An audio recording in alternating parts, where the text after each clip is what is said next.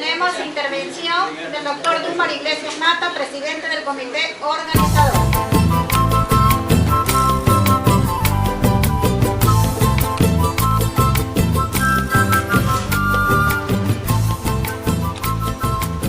Señor doctor José Elías Sánchez Ramos,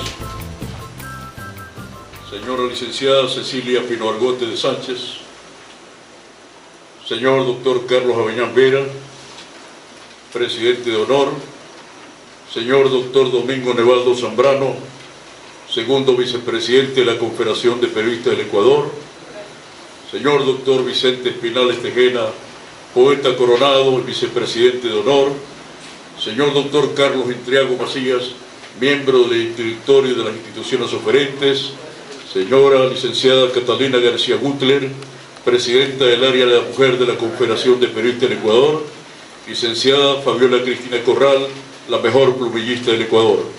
doctor Rubén Sello López, presidente de la Sociedad Bolivariana Capítulo de Manaví, señor licenciado Juan Delgado, presidente de la Federación de Periodistas en Jipijapa, señoras y señores. El doctor José Elías Sánchez Ramos, maestro universitario, patriarca de la Facultad de Comunicación Social de la ULEA, ensayista, historiador académico, gestor cultural y valor cimero de la intelectualidad manavita, está en funciones de presidente de la Corporación Centro Cívico Ciudad Alfaro, con sede en Montecristi, ciudad humeante de libertad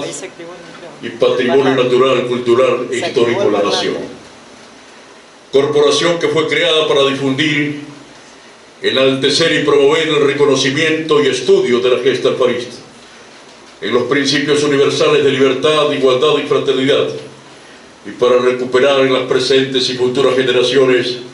la lucha liderada por el expresidente de la República, libertador Eloy Alfaro Delgado.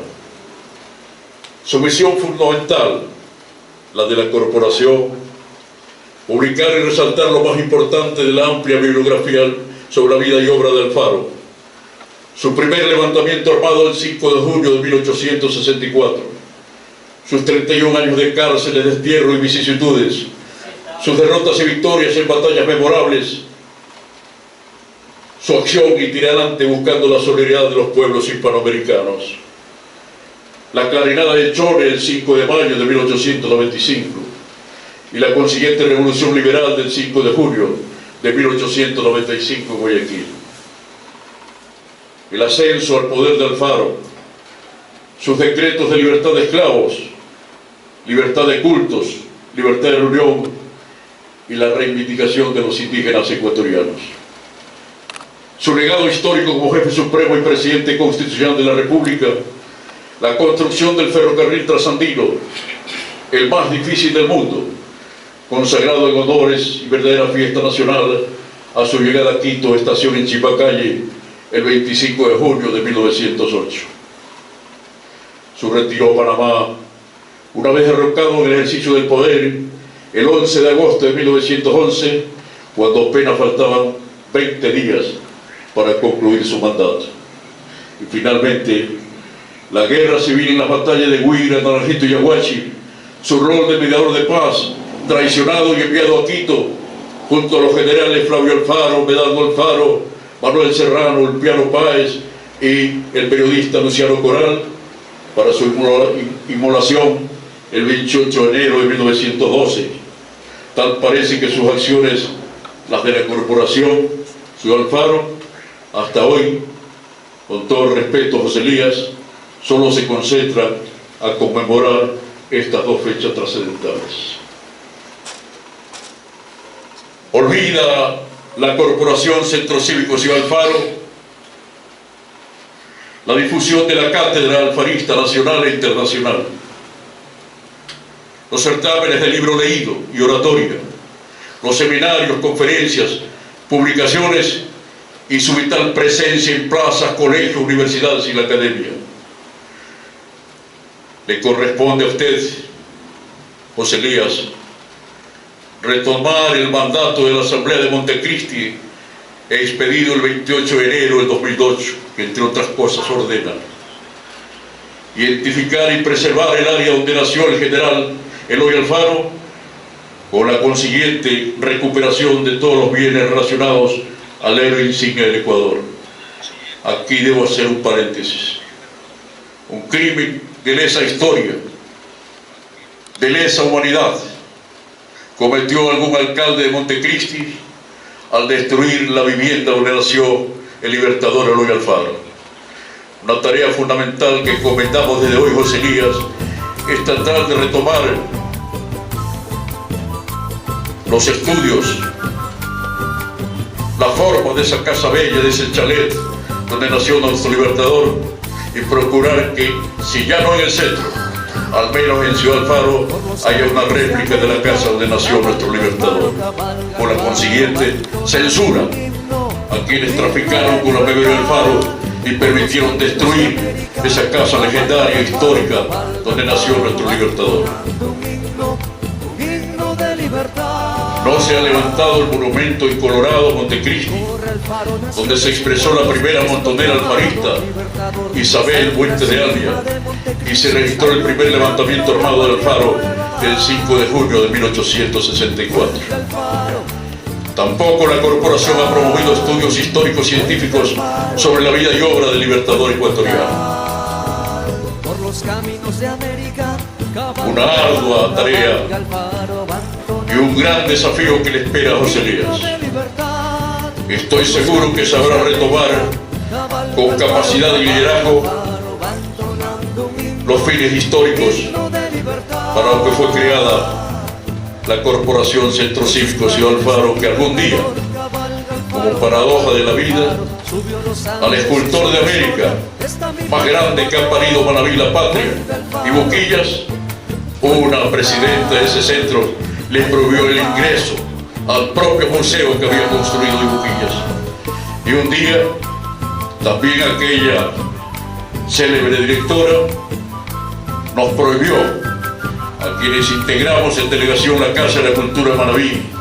poder colocar una corona un 5 de junio en el interior del museo. Y lo más grave, José Elías, que al inaugurarse el Museo Mausoleo, en la parte de ingreso del túnel, se enseñaba a la juventud y a las futuras generaciones los libros que se podían investigar y estudiar: La muerte y el cóndor de Vargas Vila, Los victimarios de Alfaro de Peralta, Eloy Alfaro, 100 facetas históricas, Eloy Alfaro, vida y obra de Roberto Andrade, entre otros, y estaban en las vitrinas las portadas de los libros y los nombres de sus autores para que la juventud puedan investigar. Sin embargo, en otro crimen de lesa humanidad, la cultura y la historia, esta exdirectora presidenta suprimió aquellas vitrinas donde se enseñaba a la juventud los libros que debían leer para inteligenciarse sobre la vida y obra del libertador Eloy Alfaro Delgado. Podríamos seguir enumerando cuando siguen testimonios de ex servidores de la Corporación Ciudad Alfaro. En un día tétrico también para la cultura, aquella exdirectora pidió mis libros, alrededor de 15 libros sobre la vida y obra de Eloy Alfaro, que estaban en la biblioteca del museo, los llevó al patio y realizó, emulando la hoguera bárbara, quemó mis libros, los libros de mi autoría sobre Eloy Alfaro. Esos hechos no deben repetirse jamás, porque los cargos, la función pública, no es para tomar revanchismo, perseguir enemigos y dar rienda suelta a sus propios egos personales. La función pública es para servir con alegría, para retomar toda la documentación que exista y ver qué se puede hacer en medio posiblemente de limitaciones económicas, en medio posiblemente de una burocracia que está enquistada allí y que no sale a las escuelas. A mí me tocó en 1995, José Elías, señoras y señores, cuando publiqué el libro 100 facetas históricas, que más tarde fue bestseller, con 10 reediciones, 30.000 ejemplares publicados. visitar las escuelas de Montecristi para dar charlas sobre Eloy Alfaro.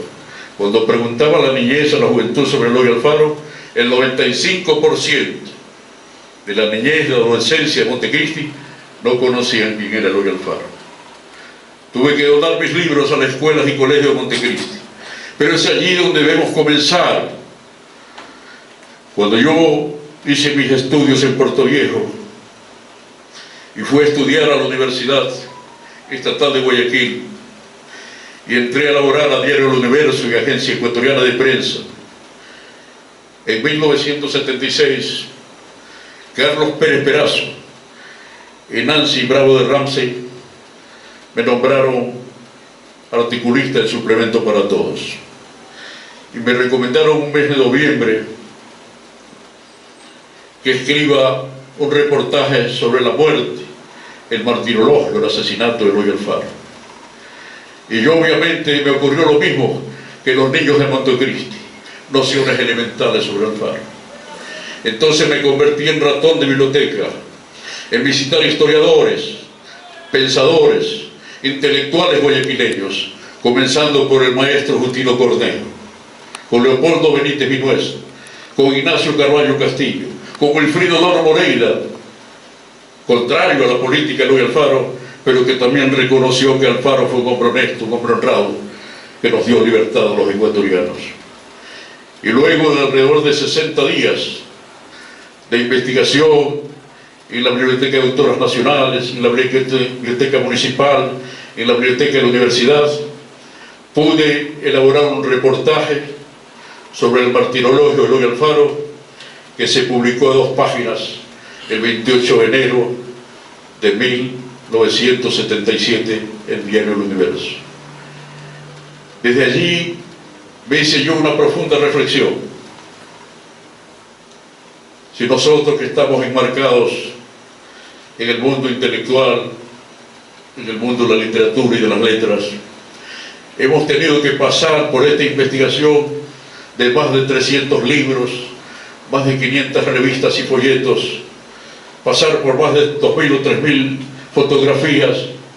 para esta investigación, es necesario que Manabí tenga un libro referente, por fin,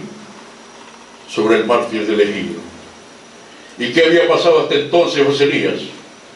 Que todos los libros de los historiadores de la Sierra, todos sin excepción, le imputaban a Eloy Alfaro, el hereje, el masón, el asesino, el ignorante. Todos los libros. Y así se educaron algunas generaciones de estudiantes manavitas. Y los alumnos no tienen la culpa, porque los profesores tomaban esos textos que venían, textos oficiales del Ministerio de Educación. Es a partir de 1995 que yo demuestro en el libro que Eloy Alfaro no fue un hombre ignorante, que publicó 10 libros de su autoría, que fue un comunicador social, que en sus momentos de ostracismo laboró en el periódico La Estrella de Panamá, que fue realmente un hombre que, si bien llegó gracias a los montoneros y macheteros y los rebeldes y los chapulos campesinos al poder, sin embargo se autoeducó, porque su padre, Manuel Alfaro González Español, que llegó a Montecristi y se casó con su madre, esa heroína Natividad Delgado López de Alfaro, trajo a Montecristi preceptores de Europa, y allí Eloy Alfaro, joven, niño, adolescente, pudo enterarse de los grandes problemas del mundo contemporáneo entonces, y acompañó a su padre en su recorrido a los países de Hispanoamérica, donde pudo conocer a los próceres que más tarde le acompañaron en su odisea por libertar a nuestros pueblos. Y allí sí fue cuando Eloy Alfaro, cuando apenas tenía 16 años de edad, en el Cerro Centinela, hoy glorioso cerro que cobija la Corporación Centro Cívico Ciudad Alfaro y el Museo Mausoleo Alfaro, allí se juramentó Eloy Alfaro, como Bolívar y Montesacro, y allí juró luchar por la libertad de los ecuatorianos. Por eso, cuando llegó al poder, sus primeros decretos fueron libertad de cultos, libertad de esclavos, libertad de reunión, apoyo a los indígenas ecuatorianos para que puedan resurgir de su esclavitud. Por eso, querido José Elías, en sabias decisiones, el Poder Legislativo del Estado ecuatoriano creó la Corporación Centro Cívico Ciudad Alfaro, para que sea el faro luminoso donde radie el pensamiento y el ideario alfarista, para que sea el centro de las multipublicaciones, reediciones y obras inéditas sobre la vida y obra del Libertador, para que sea el faro donde ocurran los grandes debates de la academia, donde se encuentren los historiadores del Ecuador y de América y del mundo a converger para seguir relevando hechos y acontecimientos de la vida y obra del Libertador, para salir en actividad itinerante a plazas, mercados, calles, avenidas, escuelas, colegios, universidades, a la academia, llevando la cartilla alfarista, la cartilla de la cátedra alfarista que se debe editar por miles, por cientos de miles, para que la juventud ecuatoriana, el maestro ecuatoriano tenga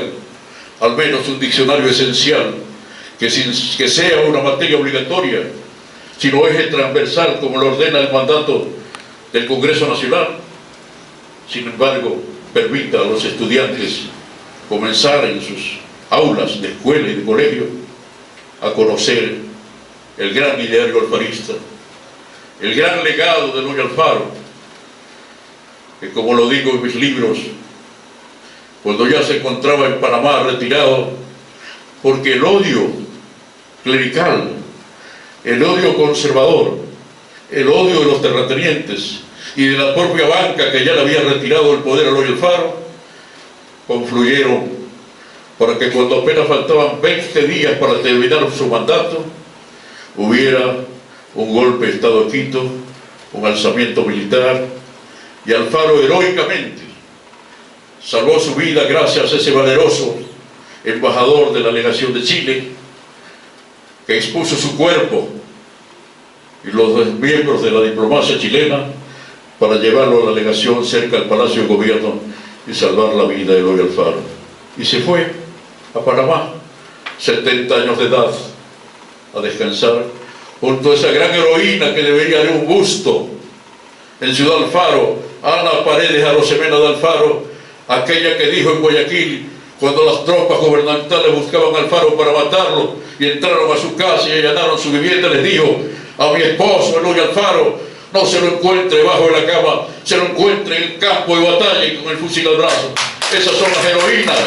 Isabel Muentes, Natividad Delgado López, Ana Paredes y otras. Entonces tenemos para nosotros que cuando Alfaro ya estaba ya con su esposa, con sus hijos, con sus nietos, hay un nuevo levantamiento armado en el Ecuador del tigre Bulubulu, el general Pedro J. Montero. Ahora, para evitar que Leonidas Plaza Gutiérrez, que según bien había traicionado los ideales alfaristas, no sea nuevamente presidente del Ecuador, y se proclama jefe supremo Pedro J. Montero, y llama a todas las fuerzas civiles y militares del país a sumarse a su revolución. El gobierno, presidido por el mandatario interino Carlos Freire Santurbide, integró un poderoso ejército comandado entre el agua y el aceite. Nombró jefe de las fuerzas militares al general Leonidas Plaza Gutiérrez y jefe de operaciones militares al general Julio Andrade Gutiérrez. Enemigos que van a ver el triste final de Julio Andrade Gutiérrez después del martirologio de Alfaro. Estos dos generales de la República avanzan con poderosos ejércitos y se libran las batallas de Huigra, Naranjito y Yaguachi, Naranjito y Bodachi, Yaguachi y Tehuere, alrededor de 20.000 hermanos ecuatorianos de ambas partes. En esas circunstancias, Pedro J. Montero lo llama urgente que venga a Guayaquil al general Eloy Alfaro. Llega a Guayaquil. Alfaro dice: aquí tenemos que mediar para la paz, para que surja la reconciliación nacional, y logra la mediación de Estados Unidos e Inglaterra, y se firma el Acta de Durán, el Tratado de Durán, que permitía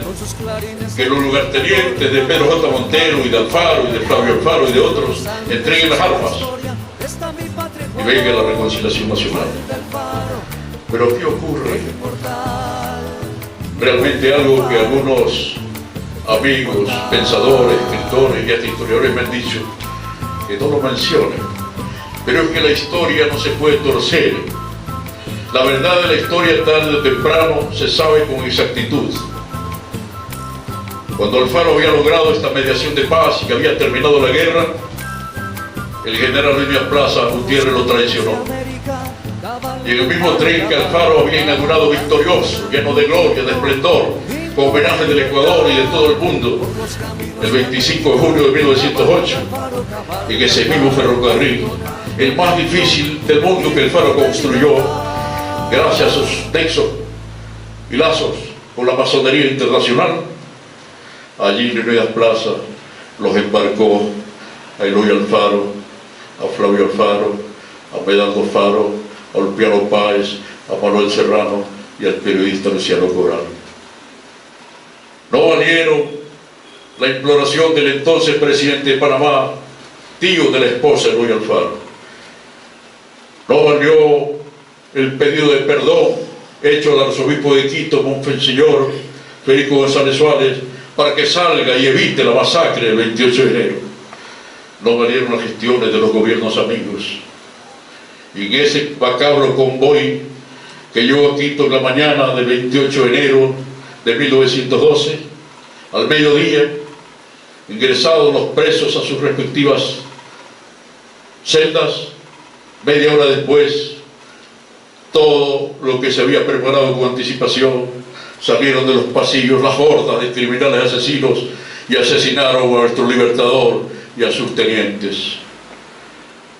Arrastrados sus cuerpos por las calles de Quito, incinerados en el Parque Elegido, en esa hoguera bárbara del 28 de enero de 1912, como yo sostengo en mis libros, desde allí lo que Alfaro está en la historia, está en la inmortalidad, está cabalgando los huracanes de los siglos. Y días más tarde en Quito, en un zafarrancho militar, aparece asesinado el general Julio Andrade Rodríguez, que podría haber sido presidente de los ecuatorianos. Y así ascendió nuevamente Leonidas Plaza al poder. Son verdades históricas que la gente tiene que saber, como cuando un día estábamos en el interior de la escuela Tiburcio Macías hablando, un 1 de diciembre, sobre la batalla de Puerto Viejo, y todos exaltaban las glorias, los triunfos y la victoria de Alfaro. Me tocó intervenir y yo digo, perdonadme señoras, señores, pero aquí el 1 de diciembre de 1884 fue derrotado el general Eloy Alfaro Delgado. Y el 1 de diciembre de 1884 aquí ocurrió la primera hoguera bárbara, no fue en Quito el 28 de enero de 1912, una guerra civil, porque Alfaro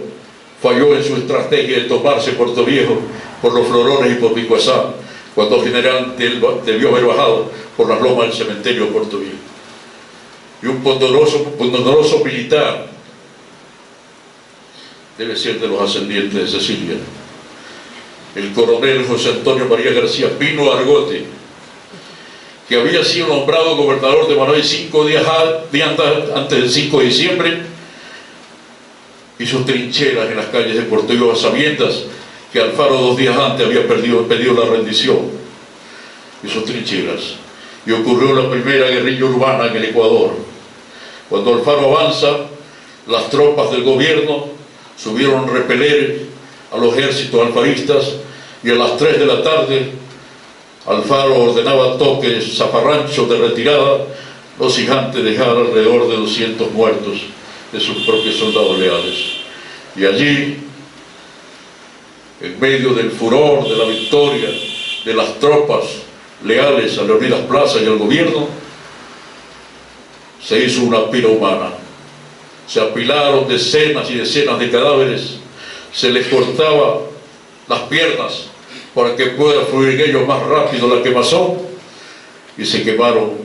héroes alfaristas que lucharon por nuestra libertad.